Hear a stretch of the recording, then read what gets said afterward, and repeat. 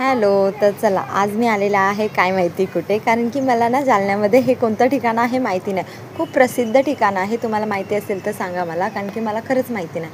आणि हे जालन्यामध्ये आम्ही फिरायला नव्हतं आलो, आमचं काम होतं आणि ते काम आमचं झालेलं आहे. म्हणून आम्ही जस्ट गाडी वगैरे थांबवली आणि म्हटलं थोडंसं देवदर्शन करून घ्यावं. आतमध्ये आम्ही एंट्री वगैरे केली आणि कारागिरी तर छान आहे ह्या मंदिराची, कारण की एकदम मस्त नाजूक नाजूक कारागिरी केली होती. आणि तुम्हाला हे बघा झुंबर दाखवते, किती मस्त आणि मोठं, एकदम मोठं होतं ती झुंबर. मी इथे लाईन वगैरे लावली आणि खूप मोठी रांग होती, तरी आमचा पटापट नंबर आला. मग आतमधनं इथे एक रस्ता निघाला, त्याच्यानंतर हे विठ्ठलाचं मंदिर होतं, त्याचं दर्शन घ्यायला गेलो.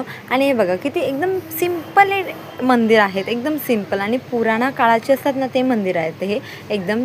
आणि मग लगेच मी दर्शनाला गेले, प्रसाद वगैरे घेतला आणि मी तुम्हाला ना आता क्लायमेट वगैरे दाखवते. आणि एवढं वातावरण भारी झालं होतं ना हे बघा.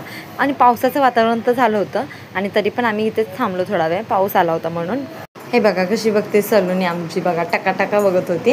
आणि आम्ही आता जात होतो घरी, म्हणजे घरीच जायचं होतं.